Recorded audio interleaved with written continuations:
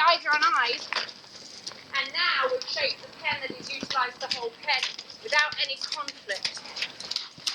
When he goes up a gate, there we go, and thank him. To bring him down a gate, bring the eyes to his hind end, put them back on his eyes. Up, we can bring up the chin. You'll see him respond to that. Bring down the chin, he'll slow down. Okay, I'm just going to thank him for that. So the horses in the wild lower the chin to drive as well. So you're thinking, which position are we taking? We're bringing the chin up to drive and the chin down not to. The eyes on eyes will create forward motion. The eyes down, thank him or draw him. The eyes to the hind end will drive him. If you just look back here, he'll yield. So if you're going to use your eyes, look back here again, he'll yield. He'll know you're using your eyes and he'll listen to the eyes alone. If you never use your eyes, he won't listen to the eyes. A little harsh. So, the question would be, okay, I was a little harsh there, but he handled it right. The ears locked on, saying that he's paying attention. Right hand asks him to keep his nose straight. Back at 45, drives him forward. Expanding energy there will create the forward motion. Breathing into your feet, bringing your eyes on eyes, will slow him down. So bringing out the bubble, bringing up life, creates the canter. Breathing into the feet will slow him down. Like that. So I can thank him for listening to an energetic connection. Right hand pushes the shoulder out, you see him in and then on the wall. We'll do that again. So when he comes in a bit, right hand pushes him out and you'll see an instant response to that. Thanking him for that too. Alright, up to the canter. That just means shoulders square and the chin up a bit. Up again. And we'll hold it this time. If I used my line, it would be to determine if it's been whipped, roped, or hurt with the line inappropriately, that's all. It doesn't mean it's wrong to use those. It means we're finding out, has he been inappropriately whipped? Is he fearful of it? See this? There's no fear. It's only responding. Bring him down with my eyes, bring his eyes back to his hind feet, and asking him to slow down. Eyes back on his eyes to maintain that trot. Now as he begins to truly tune in, he'll get more sensitive. If I have my chest ahead of him, you actually saw his nose come in. So if I'm driving him this way, he'll have to get confused and ask what I'm doing because I lost my connection with my eyes. So if you're not using your eyes, he'll look for them.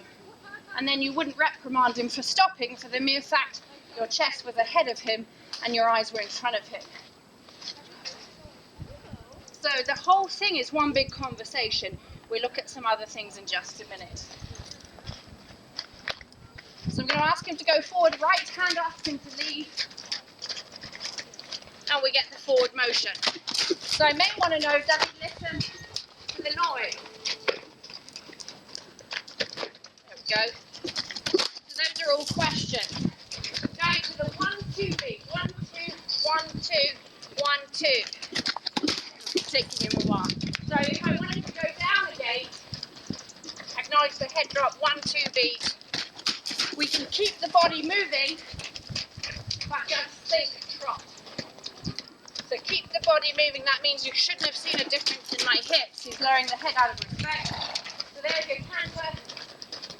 1, 2 beats. So that's 1, 2, 1, 2 down to the trot. So your thought is important. Now, if we think I'm going to still keep moving with my eyes on eyes, and we think the 4 beat, that would be the WAMK. So 1, 2, 3, 4. You can bring your energy in 1, 2, 3, 4. You're seeing him think walk, but he wasn't sure if you should do that. So 1, 2, 3, 4. 1, 2, 3, 4. You're seeing him looking, going, are you sure? Absolutely. And he's worried that he's picking up on a thought that he shouldn't respond to. 1, 2, 3, 4. Good job. So you're reading him now. Admittedly, he didn't do the 4 beat, but he did at least try. So we're going to acknowledge that try, that he slowed down in multiple places, listening to the power of the mind. We're going to go forward. He's not quite finished with his demo here.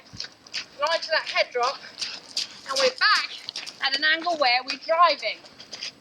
Okay, if we drop in towards the tail, hit come in off the wall, we go forward with the eyes, hand on his, and we create a turn. So anytime you drop back means back here, you'll be dropping the shoulder, drawing him in. Now, if you drop the shoulder this way, you'll also see them angle differently. Just sort of connect. If I drop my shoulder this way, usually they're coming off the wall or slow down, versus this way, you'll see an instant response versus here. See that? You should see it. It's subtle, but this position is different to this position. There you go. There's the drawing with a nose. So, I want to make sure my shoulders are towards his chest.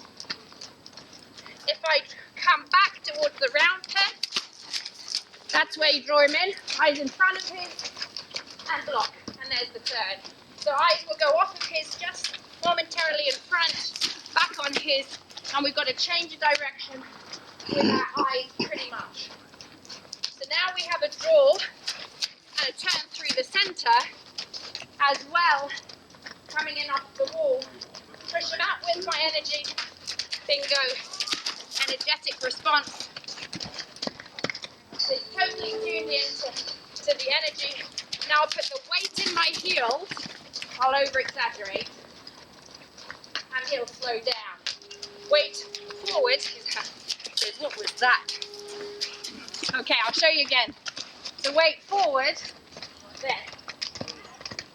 Versus weight on my heels. Weight forward. There we go, there's the extension. Versus weight on my heels. So that means down like that. So if I'm keeping my feet heavy, he'll be heavy. If I get my feet up, look at the difference. He'll get his feet up. So I can pick my feet up and help him pick his up. So now we've got mimicking. So now you've got the power of the eyes, the body language, the energetic connection, mimicking, and all of it together. So we're going to think about the 4 beat. Breathe into my feet. You'll see him look or do something where he knows we're thinking to slow down. Slow my own feet down. And you see his choice of speed would be trot. Now, all I did was say at the front there, he would turn in. Eyes ahead of him to block, hopefully you saw that. Thank him for turning. And I'd like him to slow down. So I may think walk, I may breathe deep, and drop back here to keep the walk going. Acknowledge the softening of his whole demeanour, because we're looking for relaxation. The ears totally locked on, his eyes soft, and you see he's on the cusp of speeding up. So now, if you put the chin up here, he'll pick up the speed. If I use the hand, he'll pick up the speed, because he knows that I'm conferring. No force, no fear, just communication.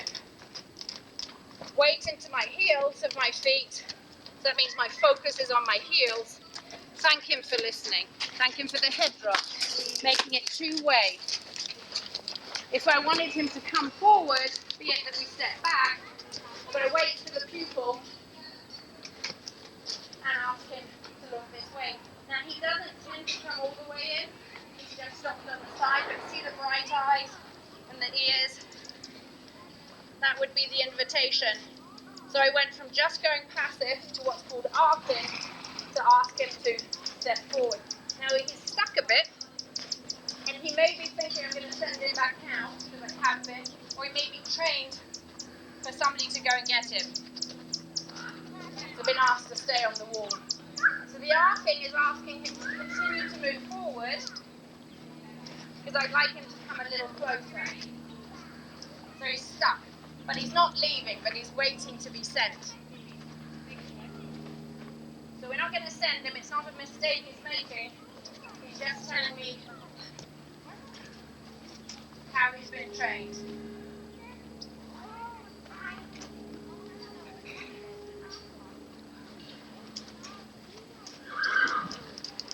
So when we ask them to follow us, which is often a validation as to how that conversation went, we keep everything in arcs and angles, and we keep an eye on them because there's so much outside happening that one, we want to draw him forward when he tells me about the centre,